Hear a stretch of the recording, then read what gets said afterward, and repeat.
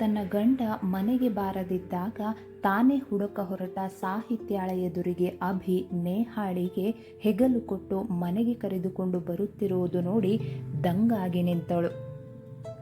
ನೇಹಾಳ ಒಂದು ಕಾಲಿಗೆ ಬ್ಯಾಂಡೇಜ್ ಹಾಕಲಾಗಿತ್ತು. ಅಭಿಯ ಸಹಾಯದಿಂದ ಒಂದು ಕಾಲಲ್ಲೇ ನಡೆದುಕೊಂಡು ಬರುತ್ತಿದ್ದಳು. ಅಭಿ ಅವಳನ್ನು ಮನೆಯೊಳಗೆ ಕರೆದುಕೊಂಡು ಬಂದು ಕೂರಿಸಿ, ನೇಹಾ, ಆರ್ ಯು ಓಕೆ ಎಂದವನ ಮುಖವನ್ನೊಮ್ಮೆ ಪ್ರಾಯಸದಿಂದ ನೋಡಿ, ಯಾ ಸರ್, ಐ ಆಮ್ ಓಕೆ ಎಂದಳು. ಹೊರಗೆ ನಿಂತಿದ್ದ ತನ್ನ ಮಡದಿಯನ್ನು ಸಹ ಗಮನಿಸಿರಲಿಲ್ಲ ಅಭಿ. ಮೆಲ್ಲನೆ ಒಳ ಬಂದಳು ಸಾಹಿತ್ಯ. ಅರುಣಾದೇವಿಯವರು ತನ್ನ ರೂಮಿನ ಬಾಗಿಲ ಬಳಿಯಿಂದಲೇ ನೇಹಾಳನ್ನು ನೋಡಿ ಅಚ್ಚರಿಪಟ್ಟುಕೊಂಡರು. ಸಾಹಿತ್ಯ ನೇಹಾ ಇರುವಲ್ಲಿಗೆ ಬಂದು ಅವಳ ಕಾಲುಗಳನ್ನೇ ದಿಟ್ಟಿಸಿ ನೋಡುತ್ತಿದ್ದಳು.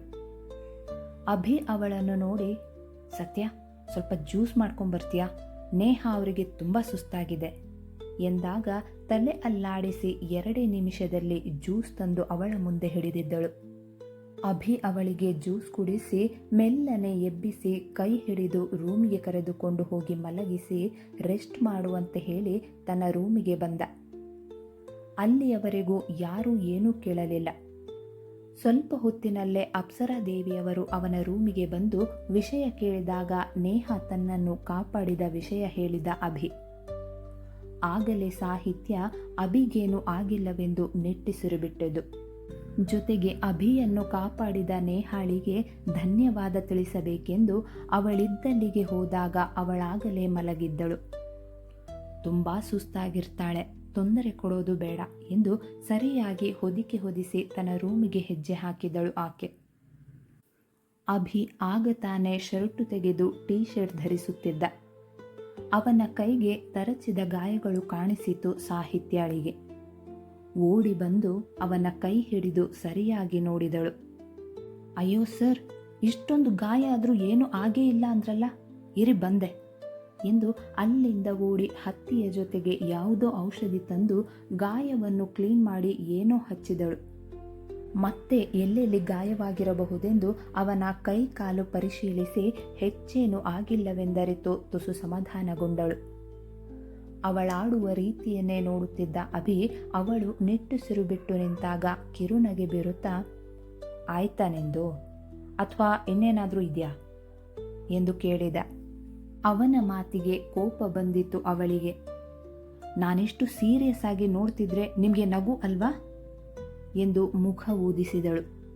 ಆತ ಮತ್ತೆ ಕಿರುನಗೆ ಬೀರಿದ. ಸಾಹಿತ್ಯ ಅವನ ಮುಖವನ್ನೇ ದಿಟ್ಟಿಸಿ, ಮಧ್ಯಾಹ್ನ ನಾನು ಮಾತು ಕೇಳಿದಿದ್ರೆ ಇಷ್ಟೆಲ್ಲ ಆಗ್ತಾನೆ ಇರಲಿಲ್ಲ.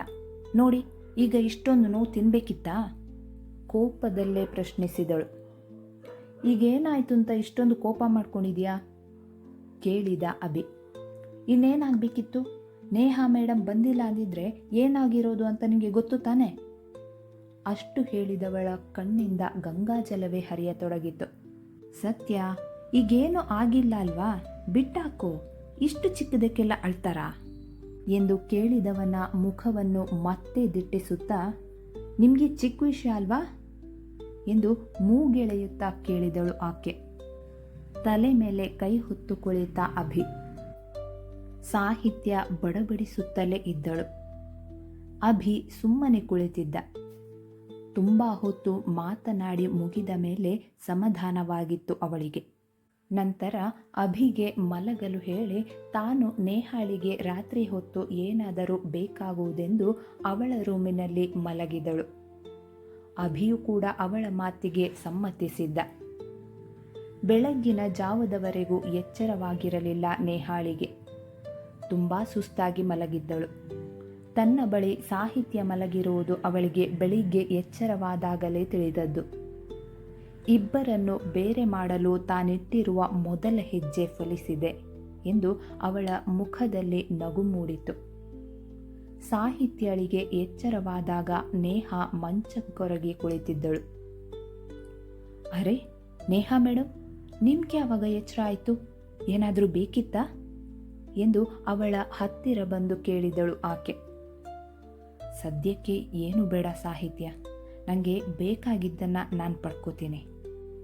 ಎಂದವಳ ಮುಖವನ್ನೇ ದುರುಗುಟ್ಟಿ ನೋಡಿದಳು ಸಾಹಿತ್ಯ.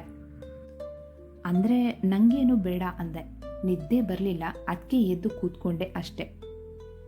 ಸಮಜಾಯಿಷಿ ನೀಡಿದಳು ನೇಹ. ಹೌದಾ, ಸರಿ, ಏನಾದರೂ ಬೇಕಾದರೆ ಕೇಳಿ, ಸಂಕೋಚ ಪಡ್ಕೋಬೇಡಿ. ಕಿರುನಗೆ ಬೀರುತ್ತಾ ಕೇಳಿದಳು ಸಾಹಿತ್ಯ. ಅದರಲ್ಲಿ ಸಂಕೋಚ ಎಲ್ಲಿ ಬಂತು ಸಾಹಿತ್ಯ? ನನಗೆ ಬೇಕಾಗಿದ್ದು ನಾನು ಪಡೆದೇ ಪಡ್ಕೋತೀನಿ. ವ್ಯಂಗ್ಯವಾಗಿ ನೋಡಿದಳು ಆಕೆ.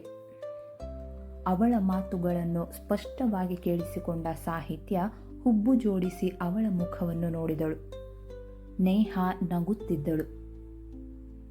ಏನ್ ನಿಮ್ಮ ಮಾತಿನ ಅರ್ಥ? ಅನುಮಾನದಿಂದ ಕೇಳಿದಳು ಸಾಹಿತ್ಯ. ಯಾಕೆ ಸಾಹಿತ್ಯ, ಅಷ್ಟು ಬೇಗ ನಾನು ಹೇಳಿದ್ದು ಮರ್ತೋಯ್ತಾ? ನಾನಿಲ್ಲಿ ಬಂದಿರೋ ಉದ್ದೇಶ ನಿಮಗೆ ಗೊತ್ತಿರುತ್ತೆ ಅಂದ್ಕೊಂಡೆ. ನೀನು ಇಷ್ಟೊಂದು ದಡ್ಡಿ ಅಂತ ಗೊತ್ತಿರಲಿಲ್ಲ ಎಂದು ಜೋರಾಗಿ ನಕ್ಕಳು. ಸಾಹಿತ್ಯಳಿಗೆ ಅವಳ ಮಾತುಗಳನ್ನು ಕೇಳಿ ಏನು ಹೇಳಬೇಕೆಂದು ತೋಚಲಿಲ್ಲ. ಯಾಕೆ ಸುಮ್ಮನಾದೆ ಮಿಸೆಸ್ ಅಭಿಷೇಕ್ ಚಕ್ರವರ್ತಿ? ಈ ಪಟ್ಟ ಇನ್ನು ಸ್ವಲ್ಪ ದಿನದಲ್ಲಿ ಕಳಚಿ ಬೀಳುತ್ತೆ, ನೋಡ್ತಾ ಇರು. ನನ್ನ ಕೆನ್ನೆಗೆ ಹೊಡೆದೆ ಅಲ್ಲ, ಇನ್ನು ಮುಂದೆ ನಾನು ಕೊಡೋ ಒಂದೊಂದು ಏಟು ನೀನು ಸಹಿಸ್ಕೋಬೇಕು. ಹಾಗೆ ಮಾಡ್ತೀನಿ. ನಿಂದು ಅಂತ ಈ ಮನೆಯಲ್ಲಿರೋದೆಲ್ಲ ನಂದಾಗಿಸ್ತೀನಿ, ನಿನ್ನ ಗಂಡ ಅಭಿನೂ ಸೇರಿ ಎಂದಾಗ ನೇಹ ಎಂದು ಜೋರಾಗಿ ಕಿರುಚಿದಳು ಸಾಹಿತ್ಯ. ಅಷ್ಟರಲ್ಲಿ ಅಭಿ ರೂಮಿನಿಂದ ಓಡಿ ಬಂದು, ಸತ್ಯ ಏನಾಯಿತು, ಯಾಕಷ್ಟು ಜೋರಾಗಿ ಕಿರುಚಿದ್ದು ಎನ್ನುತ್ತಾ ಒಳ ಬಂದ. ಏನಿಲ್ಲ ಸರ್, ನಾನು ಎಡವಿ ಬೀಳ್ತೀನೇನೋ ಅಂತ ಭಯಕ್ಕೆ ಅಷ್ಟು ಜೋರಾಗಿ ಕಿರುಚಿದ್ಲು. ಐ ಆಮ್ ಓಕೆ ಸಾಹಿತ್ಯ, ನಾನೇನು ಬಿದ್ದಿಲ್ಲ, ನೀನೇನು ಭಯ ಪಡಬೇಡ ಎಂದು ಮಾತು ಬದಲಿಸಿದಳು ನೇಹ. ಓಹ್ ಅಷ್ಟೇನಾ? ನೀವು ಬಲಗಾಲದ ಮೇಲೆ ಹೆಚ್ಚು ಭಾರ ಹಾಕಬೇಡಿ, ಅದರಿಂದ ಕಾಲಿಗೆ ತುಂಬ ಎಫೆಕ್ಟ್ ಬೀಳುತ್ತೆ. ಸ್ವಲ್ಪ ಹುಷಾರಾಗಿರಿ. ಏನಾದರೂ ಸಹಾಯ ಬೇಕಾದರೆ ನನ್ನ, ಇಲ್ಲಾಂದರೆ ಸಾಹಿತ್ಯ ಅವ್ರನ್ನ ಕರೀರಿ, ಓಕೆ ಎಂದು ಹೇಳಿ ತನ್ನ ರೂಮಿಗೆ ನಡೆದ. ಮುಗುಳ್ನಕ್ಕಳು ನೇಹ. ನೋಡಿದ್ಯಾ ಸಾಹಿತ್ಯ, ನನ್ನ ಮೊದಲನೇ ಹೆಜ್ಜೆ ನೀವಿಬ್ಬರು ಬೇರೆ ಬೇರೆ ಆಗೋದು. ನಾನು ಬಂದಿದ್ದೇನೆ ಅದನ್ನು ಹೇಗೆ ಸಾಧಿಸಿದೆ ಅಂತ. ಈಗ ನೀನು ನಿನ್ನ ಗಂಡನ ಜೊತೆ ಹೆಚ್ಚು ಸಮಯ ಕಳೆಯೋಕ್ಕೆ ಸಾಧ್ಯನೇ ಇಲ್ಲ, ಯಾಕಂದರೆ ನಿನಗೆ ನನ್ನ ನೋಡೋದ್ರಲ್ಲೇ ಸಮಯ ಆಗೋಗಿರುತ್ತೆ ಎಂದು ಸ್ಟಿಕ್ ಸಹಾಯದಿಂದ ಸಾಹಿತ್ಯಳ ಬಳಿ ಬಂದು ಅವಳ ಕೆನ್ನೆ ತಟ್ಟಿದಳು ನೇಹ.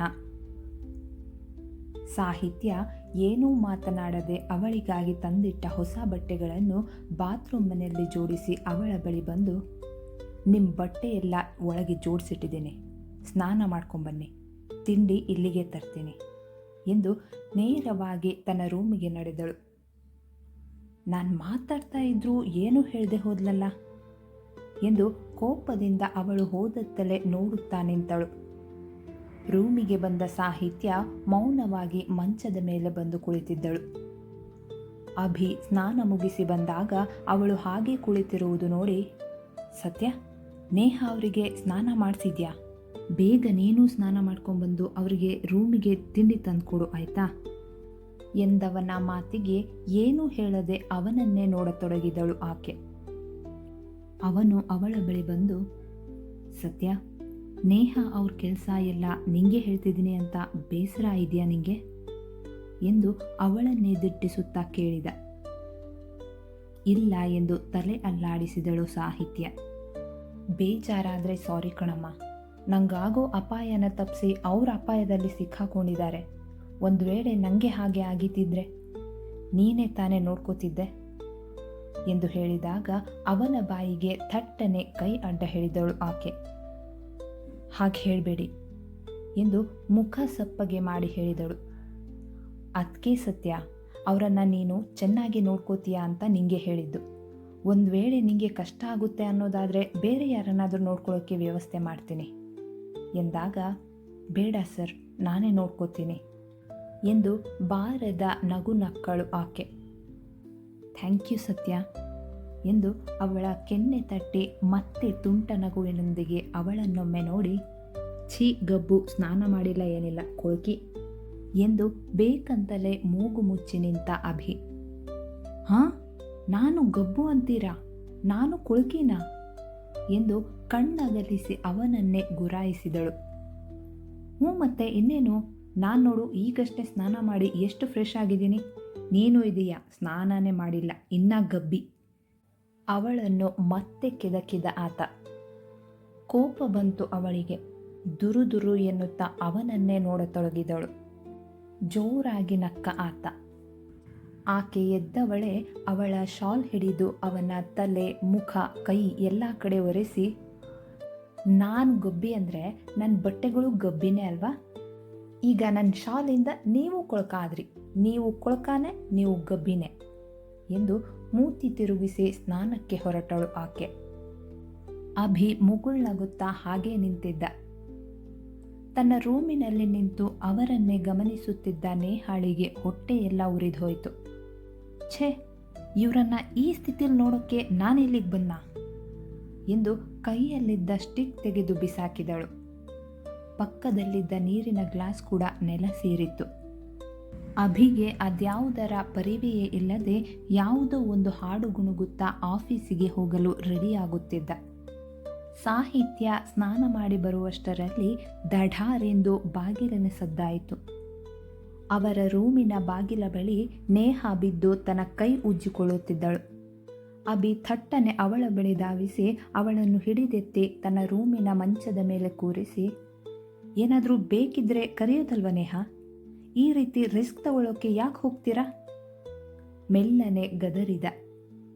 ಅದು ನನ್ನ ರೂಮಲ್ಲಿ ನೀರು ಖಾಲಿ ಆಗಿತ್ತು, ನನ್ನಿಂದ ನಿಮಗೆ ಸುಮ್ಮನೆ ತೊಂದರೆ ಅಂತ ನಾನೇ ಇಲ್ಲಿಗೆ ಬಂದೆ. ಆದರೆ ಬಾಗಿಲು ಹಿಡಿಯೋಕ್ಕೆ ಹೋಗಿ ಆಯತಪ್ಪಿ ಜಾರಿ ಬಿದ್ದೆ ಅಷ್ಟೆ, ಏನೂ ಆಗಿಲ್ಲ ಎಂದು ಮುಗುಳ್ನಕ್ಕಳು. ಬೆಳಿಗ್ಗೆ ನಾನು ನಿಮ್ಮ ರೂಮಿಗೆ ಬಂದಾಗ ನೀರು ತುಂಬಿಸಿಟ್ಟು ಬಂದಿದ್ನಲ್ಲ, ಇರಲಿ ಬಿಡಿ, ನೀವು ನೋಡಿಲ್ಲ ಅನಿಸುತ್ತೆ, ತಗೊಳ್ಳಿ ನೇಹಾ ಮೇಡಮ್ ಎಂದು ನೀರಿನ ಗ್ಲಾಸನ್ನು ನೇಹಾಳ ಎದುರಿಗೆ ಹಿಡಿದಳು ಸಾಹಿತ್ಯ. ಓ ಹೌದಾ, ಗೊತ್ತಾಗಲಿಲ್ಲ, ಎಲ್ಲ ಹೊಸ್ತು ಅಲ್ವಾ, ಎಲ್ಲಿ ಏನಿರುತ್ತೆ ಅಂತ ನಾನು ಸರಿಯಾಗಿ ಚೆಕ್ ಮಾಡಿಲ್ಲ, ಸಾರಿ, ನಿಮಗೆ ತೊಂದರೆ ಕೊಟ್ಟೆ ಅನಿಸುತ್ತೆ ಬೇಕಂತಲೇ ಹೇಳಿದಳು ಆಕೆ. ಇಲ್ಲ ಇಲ್ಲ, ಹಾಗೇನೂ ಇಲ್ಲ, ನೀವು ನೀರು ಕುಡಿದು ಆರಾಮಾಗಿ ರೆಸ್ಟ್ ಮಾಡಿ, ನಿಮಗೆ ತಿಂಡಿ ತಗೊಂಬರ್ತೀನಿ. ಸರ್, ನಿಮಗೆ ಆಫೀಸಿಗೆ ಲೇಟ್ ಆಗುತ್ತೆ ಅನಿಸುತ್ತೆ, ಬೇಗ ರೆಡಿಯಾಗಿ ಕೆಳಗೆ ಬನ್ನಿ, ತಿಂಡಿ ರೆಡಿ ಮಾಡಿಟ್ಟಿರ್ತೀನಿ. ಬನ್ನಿ ನೇಹಾ ಮೇಡಮ್, ನಿಮ್ಮ ರೂಮಿಗೆ ಕರ್ಕೊಂಡು ಹೋಗ್ತೀನಿ, ಮತ್ತೆಲ್ಲಾದರೂ ಬಿದ್ದರೆ ಕಷ್ಟ ಎಂದು ಕೈ ಚಾಚಿದಳು ಸಾಹಿತ್ಯ. ನೇಹಾ ಅಭಿಯ ಮುಖ ನೋಡಿ, ಸರ್, ಈಗ ಕೆಳಗೆ ಬಿದ್ದು ಈ ಕಾಲು ಸ್ವಲ್ಪ ಉಳುಕಿದ ಹಾಗಾಗಿದೆ, ನೀವು ಸ್ವಲ್ಪ ಹೆಲ್ಪ್ ಮಾಡ್ತೀರಾ? ಪಾಪ ಸಾಹಿತ್ಯಳ ಮೇಲೆ ಫುಲ್ ಭಾರ ಹಾಕಿದರೆ ಕಷ್ಟ ಆಗ್ಬೋದು ಎಂದವಳ ಮುಖ ನೋಡಿ, ಯಾ ಶೋರ್ ಎಂದು ಅವಳ ಭುಜ ಹಿಡಿದು ನಡೆಸಲಾರಂಭಿಸಿದ ಅಭಿ. ಅವಳು ಒಂದು ಕಾಲು ಉಳುಕಿದಂತೆ ನಾಟಕವಾಡಿದಳು. ಮುಗ್ಗರಿಸಿ ಬೀಳುವಂತೆ ಮುಂದೆ ಬಾಗಿದಳು. ಅಭಿ ಅವಳನ್ನು ಇನ್ನಷ್ಟು ಗಟ್ಟಿಯಾಗಿ ಹಿಡಿದು, ನಿಧಾನ ನೇಹಾ, ಕಾಲ್ ಮೇಲೆ ಜಾಸ್ತಿ ಪ್ರೆಷರ್ ಹಾಕಬೇಡಿ ಎಂದು ಹೆಚ್ಚು ಕಮ್ಮಿ ಅವಳನ್ನು ಎತ್ತಿಕೊಂಡೇ ಅವಳ ರೂಮಿಗೆ ಹೋಗಿ ಕೂರಿಸಿದ. ಥ್ಯಾಂಕ್ ಯು ಅಭಿ ಸರ್, ಕೃತಜ್ಞತೆ ತಿಳಿಸಿದಳು ನೇಹಾ. ಇಟ್ಸ್ ಮೈ ಪ್ಲೇಜರ್ ಎಂದು ನಕ್ಕು, ಓಕೆ, ನನಗೆ ಸ್ವಲ್ಪ ಕೆಲಸ ಇದೆ, ಬಾಯ್ ಎಂದು ಹಾಕಿದ ಕೋಟನ್ನು ಸರಿಪಡಿಸುತ್ತಾ ತನ್ನ ರೂಮಿಗೆ ನಡೆದ ಅಭಿ. ಸಾಹಿತ್ಯ ಅದಾಗಲೇ ಕೆಳಗೆ ಹೋಗಿ ಅಭಿಗೆ ತಿಂಡಿಯನ್ನು ಟೇಬಲ್ ಮೇಲಿಟ್ಟು ನೇಹಾಗೆ ತಿಂಡಿ ತರುತ್ತಿದ್ದಳು. ಕೆಳಗೆ ಬರುತ್ತಿದ್ದ ಅಭಿ, ಸತ್ಯ, ನಾನು ಆಫೀಸ್ನಲ್ಲೇ ತಿಂಡಿ ಮಾಡ್ತೀನಿ, ಲೇಟ್ ಆಯಿತು, ಈಗ ಬರ್ಲಾ, ಬಾಯ್ ಎನ್ನುತ್ತಾ ಹೊರಟೆ ಹೋದ. ಅಲ್ಲ, ಸ್ವಲ್ಪನಾದರೂ ತಿನ್ನಿ ಅಲ್ವಾ ಎಂದು ಅವನ ಹಿಂದೆ ಓಡುವಷ್ಟರಲ್ಲಿ ಅವನು ಕಾರು ಚಲಾಯಿಸುತ್ತಾ ಬಾಯ್ ಮಾಡಿ ಗೇಟ್ ದಾಟಿ ಸಾಗಿದ್ದ. ಹೇಳಿದ ಮಾತು ಚೂರು ಕೇಳಲ್ಲ ಎಂದು ಗೊಣಗುತ್ತಾ ನೇಹಾಳಿಗೆ ತಿಂಡಿ ಕೊಟ್ಟಳು. ಯಾಕೆ ಅಮ್ಮವರು ತುಂಬ ಗರಂ ಆಗಿದ್ದಾರೆ? ಅಭಿ ಸರ್ ನನ್ನ ಹಿಡ್ಕೊಂಡು ಕರ್ಕೊಂಡು ಬರ್ತಾ ಇದ್ದಿದ್ದು ತಮಗೆ ನೋಡೋಕ್ಕಾಗಲಿಲ್ವೋ ಹೇಗೆ ಎಂದು ಸಾಹಿತ್ಯಳ ಮುಖ ಕೋಪದಿಂದಿರುವುದನ್ನು ನೋಡಿ ವ್ಯಂಗ್ಯವಾಗಿ ಕೇಳಿದಳು. ಅವಳ ವ್ಯಂಗ್ಯಕ್ಕೆ ಕಿರುನಗೆ ಬೀರಿ, ಅವ್ರ ಸ್ವಭಾವನೇ ಹಾಗೆ, ನಮ್ಮನೆ ನಾಯಿ ಬೆಕ್ಕಿಗೂ ಹುಷಾರಿಲ್ಲದೆ ನಡೆಯೋಕೆ ಕಷ್ಟ ಆದರೆ ಹಾಗೇ ಮಾಡಿರೋರು ಎನ್ನುತ್ತಾ ನೇಹಾಳ ಬಾತಿದ್ದ ಕಾಲನ್ನು ಮೆಲ್ಲನೆ ಎತ್ತಿ ಔಷಧಿ ಹಚ್ಚತೊಡಗಿದಳು. ವಾಟ್? ಈ ಮನೆಯಲ್ಲಿ ನಾಯಿ ಬೆಕ್ಕು ಎಲ್ಲಿದೆ? ಕೋಪದಿಂದ ಬುಸುಗುಡುತ್ತಿದ್ದವಳ ಮುಖವನ್ನೊಮ್ಮೆ ನೋಡಿದ ಸಾಹಿತ್ಯ ಅಷ್ಟೇ ಕೂಲಾಗಿ, ಇದ್ದಿದ್ರೆ ಅಂತ ಹೇಳಿದ್ದು ಎಂದು ಮುಗುಳ್ನಗುತ್ತಲೇ ಹೇಳಿದಳು. Are you mad? ನನ್ನ ನಾಯಿ ಬೆಕ್ಕಿಗೆ ಹೋಲಿಸ್ತೀಯಾ? ಮತ್ತಷ್ಟು ಕೆಂಡವಾದಳು ನೇಹ. ಸಾಹಿತ್ಯ ನಗುತ್ತಾ, ನಾನೆಲ್ಲಿ ಹಾಗಂದೆ? ಕಷ್ಟ ಬಂದಾಗ ಯಾರಿಗೆ ಬೇಕಾದರೂ ಹೆಲ್ಪ್ ಮಾಡೋಕ್ಕೆ ಹಿಂದೆ ಮುಂದೆ ನೋಡಲ್ಲ ನನ್ನ ಅಭಿ ಸರ್ ಅಂದೆ ಅಷ್ಟೆ. ಅಷ್ಟಕ್ಕೆ ನೀವು ಬೇರೆ ಅರ್ಥ ಮಾಡಿಕೊಂಡ್ರೆ ನಾನೇನು ಮಾಡಲಿ? ಸರಿ, ನೀವು ತಿಂಡಿ ತಿನ್ನಿ, ಬಿಸಿ ಇದೆ, ಆರೋಗುತ್ತೆ, ನಾನು ಆಮೇಲೆ ಬರ್ತೀನಿ ಎಂದು ಔಷಧಿ ಹಚ್ಚಿದ ಕೈಯನ್ನು ತೊಳೆದು ತನ್ನ ರೂಮಿಗೆ ನಡೆದಳು. ನಾನು ಈ ಯೂಸ್ಲೆಸ್ ಲೇಡಿಗೆ ಬುದ್ಧಿ ಕಲ್ಸಕ್ಕೆ ಬಂದರೆ ನನಗೆ ಎದುರು ಮಾತಾಡ್ತಾಳೆ. ಮಾತಾಡು, ಅದೆಷ್ಟು ದಿನ ಹೀಗೆ ಮಾತಾಡ್ತೀಯ ನಾನು ನೋಡ್ತೀನಿ ಎಂದು ಹಲ್ಲು ಕಚ್ಚಿ ನೋಡಿದ ನೇಹ ಮೊಬೈಲ್ ಹೊರ ತೆಗೆದು ಅಪ್ಪನಿಗೆ ಕರೆ ಮಾಡಿದಳು. ಹಾಯ್ ಮಗಳೇ, ಹೇಗಿದೆಯಾ? ಅಲ್ಲೆಲ್ಲ ಆರಾಮಾಗಿದೆ ತಾನೆ? ಅತ್ತ ಕಡೆಯಿಂದ ಧ್ವನಿ ಬಂದ ಕೂಡಲೇ, ಎಸ್ ಡ್ಯಾಡ್, ಎಲ್ಲ ಓಕೆ, ಬಟ್ ನನ್ನ ಎನಿಮಿ ಇದ್ದಾಳಲ್ಲ, ಅವಳಿಗೆ ಮೊದಲು ಬುದ್ಧಿ ಕಲಿಸ್ಬೇಕು. ಆದಷ್ಟು ಬೇಗ ಈ ಕೆಲಸ ಆಗಬೇಕು. ಅವಳು ಅಭಿನ ಮದುವೆ ಆದಾಗಿಂದ ತುಂಬ ಚೇಂಜ್ ಆಗಿದ್ದಾಳೆ. ನನಗೆ ಕೆನ್ನೆಗೆ ಹೊಡೆಯೋಷ್ಟು ಧೈರ್ಯ ಬಂದಿದ್ದಲ್ಲದೆ ಇವತ್ತು ನನ್ನೇ ನಾಯಿ ಬೆಕ್ಕಿಗೆ ಹೋಲಿಸ್ತಾಳೆ. ಇಲ್ಲ ಡ್ಯಾಡ್, ಅವಳನ್ನು ಸುಮ್ಮನೆ ಬಿಡೋದಿಲ್ಲ ನಾನು, ಆವೇಶದಲ್ಲಿ ಹೇಳಿದಳು ನೇಹ. ಸ್ವಲ್ಪ ತಾಳ್ಮೆ ತಗೋಕಂದ, ನಾವು ಮಾಡೋ ಕೆಲಸ ಯಾವತ್ತಿದ್ರೂ ಯೋಚನೆ ಮಾಡಿ ನೋಡಬೇಕು.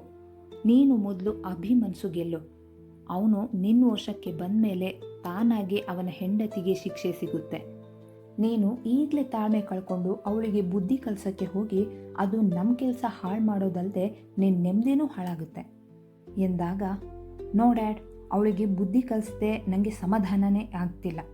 ನಾನು ನಿಮ್ಮ ಯಾವ ಮಾತು ಕೇಳೋಕ್ಕೆ ರೆಡಿ ಇಲ್ಲ ಎಂದು ಕೋಪದಿಂದ ಹೇಳಿದಾಗ, ಸರಿ ಮಗಳೇ, ನಿಂಗನ್ಸಿದ್ದು ನೀನು ಮಾಡು, ಬಟ್ ಬಿ ಕೇರ್ಫುಲ್, ನೀನು ಅಭಿ ಕೈಯಲ್ಲಿ ಸಿಕ್ಕಾಕೋಬಾರ್ದು ಎಂದು ಎಚ್ಚರಿಸಿದರು. ಓಕೆ ಡ್ಯಾಡ್, ಬಾಯ್ ಎಂದು ಕಾಲ್ ಕಟ್ ಮಾಡಿದಳು ಆಕೆ. ಈಗ ಅವಳ ಮುಂದಿರುವ ಗುರಿ ಎಂದರೆ ಸಾಹಿತ್ಯಾಳಿಗೆ ಒಂದು ಗತಿ ಕಾಣಿಸಬೇಕೆಂಬುದು. ಸಾಹಿತ್ಯ ತಿಂಡಿ ತಿಂದು ನೇಹಾಳ ರೂಮಿಗೆ ಬಂದಾಗ ಅವಳಿನ್ನೂ ತಿಂಡಿ ತಿನ್ನದೆ ಇರುವುದನ್ನು ನೋಡಿ, ಯಾಕೆ ನೇಹ ಮೇಡಮ್, ನಿಮಗೆ ತಿಂಡಿ ಹಿಡಿಸ್ಲಿಲ್ವಾ? ಯಾಕೆನ್ನೂ ತಿಂದಿಲ್ಲ? ತಗೊಳ್ಳಿ ತಿನ್ನಿ ಎಂದು ಪ್ಲೇಟನ್ನು ಅವಳ ಮುಂದೆ ಹಿಡಿದಳು. ನನಗೆ ಬೇಡ, ಮುಖ ತಿರುಗಿಸಿದಳು ಆಕೆ. ನೋಡಿ, ನಿಮಗೆ ಕೋಪ ಇರೋದು ನನ್ನ ಮೇಲೆ, ಈ ತಿಂಡಿ ಮೇಲೆ ಯಾಕೆ ತೋರಿಸ್ತೀರಾ? ನಿಮ್ಮ ಹೊಟ್ಟೆಗೆ ಉಪವಾಸ ಹಾಕಬೇಡಿ, ತಿನ್ನಿ. ಮತ್ತೆ ಅವಳೆದುರು ಹಿಡಿದಳು. ಹಸಿವಾಗಿದ್ದರಿಂದ ಏನೂ ಮಾತನಾಡದೆ ತಿಂದು ಮುಗಿಸಿದಳು ನೇಹ. ಸಾಹಿತ್ಯ ಅವಳ ಬಾಯಿ ಒರೆಸಿ ತಟ್ಟೆ ತೆಗೆದುಕೊಂಡು ಕೆಳ ನಡೆದಳು. ಸ್ವಲ್ಪ ದಿನದಿಂದ ಚೆನ್ನಿ ಸಾಹಿತ್ಯಳ ಕಣ್ಣಿಗೆ ಕಾಣಿಸುತ್ತಿರಲಿಲ್ಲ. ಎಲ್ಲಿ ಹೋಗಿರಬಹುದೆಂದು ಕನಕಮ್ಮನ ಬಳಿ ವಿಚಾರಿಸಿದಾಗ ಈ ನಡುವೆ ಅವಳು ಪಕ್ಕದ ಮನೆಯ ರಾಮುವಿನ ಗೆಳೆತನ ಮಾಡಿರುವ ವಿಷಯ ತಿಳಿಯಿತು ಅವಳಿಗೆ. ನನಗೆ ತಿಳಿದ ಮಟ್ಟಿಗೆ ರಾಮು ಒಳ್ಳೆಯ ಹುಡುಗನೇ. ತನ್ನ ಅಮ್ಮ ಬಿಟ್ಟರೆ ಬೇರೆ ಯಾರ ಬಳಿಯೂ ಮಾತು ಆಡದವನು. ಅದು ಹೇಗೆ ಚೆನ್ನಿಯ ಗೆಳೆತನ ಮಾಡಿದ? ಯೋಚನೆಗೆ ಬಿದ್ದಳು ಸಾಹಿತ್ಯ. ಬೇರೆ ಯಾವ ಕೆಲಸವೂ ಬಾಕಿ ಇಲ್ಲದ ಕಾರಣ ಚೆನ್ನಿಯನ್ನು ಹುಡುಕುತ್ತಾ ರಾಮು ಮನೆಗೆ ಹೋದಳು. ಬಾಗಿಲು ತೆರೆದಿತ್ತು. ಮೆಲ್ಲನೆ ಒಳಗಡೆ ಇಟ್ಟಾಗ, ಇನ್ನು ಒಂದೇ ಒಂದು ತುತ್ತು, ಅದನ್ನು ತಿಂದಿಲ್ಲ ಅಂದ್ರೆ ನಂಗೆ ಸಿಕ್ಕಾಪುಟ್ಟೆ ಬೇಸರ ಆಗ್ತೈತೆ, ತಗೊಳ್ಳಿ ಎಂಬ ಧ್ವನಿ ಬಂದ ಕಡೆ ಬಗ್ಗಿ ನೋಡಿದಳು ಸಾಹಿತ್ಯ.